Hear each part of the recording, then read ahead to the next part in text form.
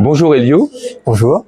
Donc merci d'accepter cette interview sur le festival Hypermonde. Merci à toi. Pour commencer, j'aimerais te poser une question, savoir quel a été ton parcours un peu, parce que tu es nouveau sur le marché de littérature d'imaginaire. Ouais, j'ai fait une prépa lettres, une licence de lettres et d'histoire, un master de lettres, assez classique universitaire. Et après, je fais partie d'un collectif de poésie à Paris, où on faisait des recueils, en gros, tout organisé. Enfin, on allait dans des endroits, un fanzine de poésie, quoi. Et en allant dans des endroits, on faisait des autorésidences. Là, on pouvait nous accueillir, en gros. Et on allait un peu voir les gens, les démarches. Enfin, on allait voir les gens, leur demander s'ils avaient des poèmes, on les interviewait, on prenait des photos, on faisait des illustrations, on mélangeait tout ça et ça faisait une revue. J'avais un peu une pratique du collectif dans les années 2010, comme ça. Et on faisait des jeux littéraires dans des bars aussi. Et voilà. Et je commençais à écrire des histoires interactives avec une amie, Esmée Dubois, aux éditions 1115, qu'on performait dans les bars. On faisait voter le public. Voilà. Et puis après, je me suis mis à répondre à des appels à nouvelles et pour la Volte, et puis c'est parti. Et donc Mavid, un premier texte, un premier texte publié tout seul en imaginaire. Comment t'es venue l'idée? Pourquoi? C'était qu'au début, c'est parti de la nouvelle en fait, Sauf qui peut, le recueil sur la santé de la Volte, sorti en 2020. Et la Volte avait un angle éditorial quand même assez axé sur l'utopie, sur sortir de la dystopie, sortir des trucs trop badants, et essayer de proposer des imaginaires que ça pas trop le space op, c'est pas trop l'angle de la Volte, et un travail de la langue aussi poussé qu'on veut, c'est l'avantage de cette maison d'édition. Et donc, pour l'appel à nouvelles, je m'étais dit, tiens, je vais faire de la science-fiction et je vais faire quelque chose d'utopique en intégrant le dérèglement climatique dans l'utopie. C'était mon postulat initial. Et je me demandais de que faire de la santé dans ces contraintes, en fait, de décroissance, de raréfaction des ressources, etc. Et voilà. Donc, la nouvelle a été prise, elle a plu, et Mathias m'a dit qu'il pouvait, donc l'éditeur de la Volte m'a dit que je pouvais lui envoyer d'autres choses. Et là, j'ai eu l'idée de faire un roman dans l'univers de la nouvelle, donc de développer un peu plus l'univers et de proposer autre chose qui décrive un peu plus le fonctionnement de mes sociétés anarchistes de cette France du futur. Oui, parce que le point de départ est une rupture avec cette volonté de dire finalement c'est pas si grave, je pars, je découvre le monde, c'est des choses qu'on fait plus ça aujourd'hui. C'est vrai, oui, donc c'est le point de départ de ma vie, c'est une rupture amoureuse. Mais honnêtement, je l'ai écrit dans un moment de rupture amoureuse, et je me suis dit quand même, on n'a pas envie de rester, de vivre à côté de son ex dans ce genre de circonstances. Enfin moi, en tout cas, j'avais un peu envie de prendre le large, et j'ai pu le faire. Et comme c'est un univers du futur où j'imagine des canicules beaucoup plus intenses que maintenant, conformément malheureusement aux prévisions du GIEC, n'est-ce pas, je me suis dit qu'est-ce que ça fait de devoir passer 2 mois d'été caniculaire juste à côté de son ex. Peut-être que les gens vont avoir envie de mettre les bouts avant que ces 2 mois d'été arrivent et qu'on puisse plus voyager, vu que dans cet univers en plus il n'y a pas de voiture avec la clim, donc en fait les voyages se font en fait à la saison douce en quelque sorte. Et avec un vélo. Et en l'occurrence avec un vélo, moyen de propulsion d'humain low-tech, voilà, extrêmement pratique. Ce qui est intéressant, alors tu parlais des sociétés anarchiques que tu visites. Alors dans l'imaginaire collectif, il y a l'anarchie avec un grand A, et il y a au travers de ton texte, on découvre différentes sociétés, différentes approches. C'était important pour toi de faire découvrir ce mode de politique? Oui, complètement. L'anarchie, dès le départ, en fait, c'est un mot ambigu et double, avec une notion un peu le sens commun de c'est le bordel, et puis le sens politique de c'est l'organisation de la société sans État et sans domination. Et j'avais envie de justement faire découvrir ce sens politique un peu plus dans la littérature de science-fiction. Et aussi de sortir du dogmatisme qui est l'ennemi de l'anarchie, et de montrer en fait que dans une société, en fait, il y a plein de nuances par définition, et Oui, ça, je voulais pas faire un roman, et moi je voulais proposer un contre-récit. Sur les romans, on nous propose des univers ultra carrés où c'est comme ça, et puis c'est pas autrement un peu caricaturaux,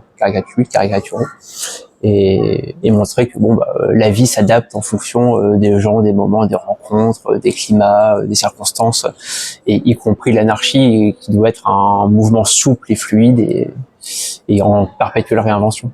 Donc j'avais envie de montrer plein de façons de vivre différentes. Et ce qui était alors la dimension qui m'a le plus intéressé finalement dans chacune de ces rencontres, c'est le regard à l'étranger.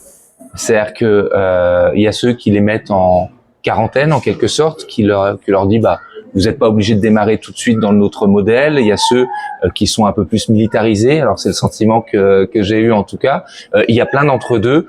La question de l'étranger aujourd'hui, elle est importante pour toi dans notre société actuelle. Ouais, l'actualité nous le rappelle constamment, donc c'était une question rhétorique. C'est un peu dur de s'en extraire. Et je pense qu'en plus, c'est vrai que dans un système anarchiste où j'imagine des communautés du coup vraiment très locales, centrées sur les problématiques très locales de production, vraiment de vie en commun, c'est pas toujours la question de la personne étrangère qui débarque. Et quand je dis personne étrangère, ça peut être vraiment juste quelqu'un qui du village d'à côté, qui habite à 500 mètres. Hein. Enfin, ça.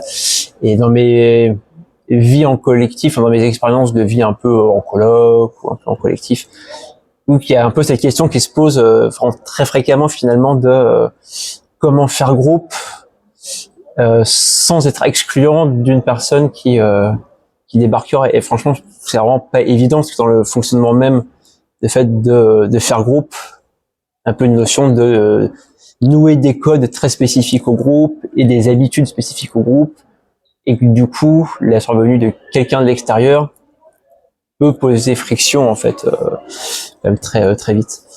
Et voilà. Mais du coup, je me suis dit dans mes communautés, dans un monde déréglé climatiquement, il y aura forcément plein de migrations, donc plein de nouvelles personnes, donc c'est des institutions, des endroits politiques où on aura pensé forcément l'accueil de l'autre. Et du coup, c'est dans la collection Utopia, donc tu l'as abordé, une dimension un peu plus positive. Aujourd'hui, tu trouves la SF trop dure, comment dire, en tout cas apportant peu d'espoir aux gens. Honnêtement, enfin, je dirais pas ça, mais maintenant en fait j'ai un énorme biais qui est que je suis dans le monde de la Volt en fait, où tout l'univers de la Volt en fait est constitué maintenant sur le fait de proposer des futurs qui ne soient pas justement déprimants ou dystopiques. Et je découvre aussi toute la richesse de la science-fiction, y compris historique, parce que c'est la littérature d'il y a 30 ans.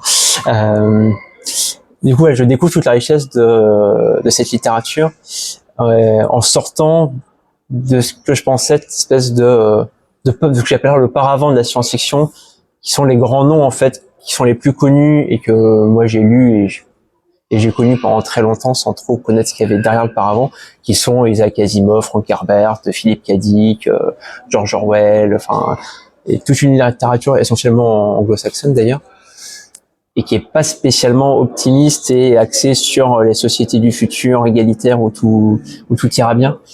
Et je pense qu'on souffre d'un prisme médiatique qui met beaucoup l'accent sur le post-apo et sur le fait que ça va mal aller, et le dérèglement climatique, et puis le fascisme, et puis les dictatures, Margaret Atwood. Enfin, je pense que c'est plus un bruit de fond médiatique qui donne l'impression que la science-fiction, ça doit être badant et ça doit décrire le fascisme qui vient.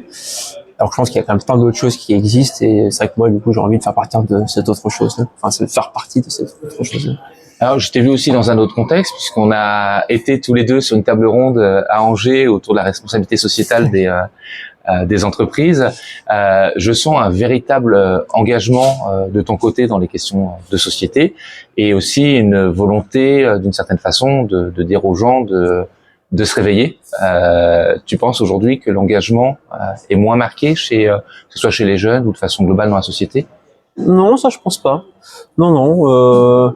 Mais par contre, en fait, moi, tout mon propos et tout mon engagement, c'est sur la question de la démocratie, quoi. En fait, je suis arrivé à la conclusion que la démocratie telle qu'on l'a définie la plus couramment comme en gros les sociétés occidentales avec un système électoral pluripartisan éventuellement, avec 2 chambres, enfin ouais, des élections uninominales à 2 tours si on veut, etc. En fait, c'est une très mauvaise démocratie.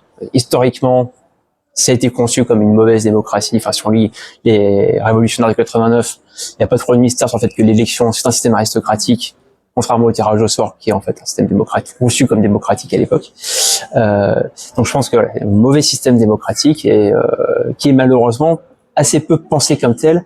Et en général, on dit ah bah oui, la démocratie c'est nous, et puis bon bah le fascisme, la tyrannie, c'est les autres. Et moi, je pense que la démocratie en fait doit être modifiée, enfin doit être accessible, mais doit être recherchée. Je pense que c'est une pratique, c'est pas un interrupteur oui non, c'est une pratique qui est constante et qui peut être toujours améliorée. Et je pense que mon engagement, il va dans ce sens, de dire en fait la démocratie, on peut la pratiquer au quotidien. Je pense que l'associatif, c'est quelque chose d'incroyable sur la démocratie en France. Je pense qu'il y a même presque plus de pratiques démocratiques dans l'associatif que dans le fait d'aller voter une fois tous les 5 ans pour X parti. Et voilà, donc moi je pense que mon propos, c'est de dire en fait que tout militantisme est politique et que c'est de faire prendre conscience aux gens que la démocratie c'est pas Monsieur Bidule qu'on a élu, c'est vous, c'est tout le temps, c'est tous les jours, c'est partout et qu'on n'a pas, en gros, on n'a pas besoin de patron, on n'a pas besoin d'élus pour nous dire quoi faire et qu'on peut très bien s'autogérer nous-mêmes et prendre en main notre quotidien. Et aujourd'hui, donc tu es à Hypermonde. Alors, tu y étais aussi hier d'ailleurs, précisons. Quel rapport tu as sur ces salons et la rencontre avec le public? Qu'est-ce que ça t'apporte en tant qu'auteur? Il y a 2 dimensions. D'abord, c'est un lieu de rencontre professionnel et amical. Enfin, c'est un lieu de camaraderie où on peut rencontrer d'autres auteurs qu'on apprécie ou alors qu'on connaît pas et qu'on découvre. On rencontre aussi des gens comme toi qui font des chroniques, des critiques, des éditeurs, des éditrices, des universitaires. Donc ça, c'est vraiment super. Et puis on rencontre le public et ça aussi, c'est super dans un autre genre. Bon, il y a un peu la barrière de l'attal, mais qu'on essaye d'oublier dans les moments de dédicace. Et c'est l'occasion d'avoir des retours sur ce qu'on écrit et de se rendre compte que ce qu'on écrit nous échappe parce que en fait c'est pris par des lecteurs et des lectrices et puis qui en font leur compréhension, leur interprétation, qu'ils transmettent, qui comprennent des choses que nous on n'a pas compris en écrivant ou qui comprennent pas, et c'est aussi intéressant pour nous auteurs de se rendre compte que ce qu'on pensait parfaitement clair quand on l'écrit, en fait pas du tout au public. Tu es déjà dans un processus d'écriture? Tu as quelque chose qui arrive? Non, enfin j'ai quelque chose qui est en train de processer, on va dire, dans le pur domaine de mon cerveau, de mes carnets d'écriture, mais c'est vraiment des idées. Je me suis pas mis à me lancer dans une nouvelle narration spécifique. C'est des idées qui sont en train de macérer pour peut-être donner quelque chose en 2026. D'accord, je te remercie beaucoup pour cet échange et je te souhaite une bonne fin de festival. Merci. Merci.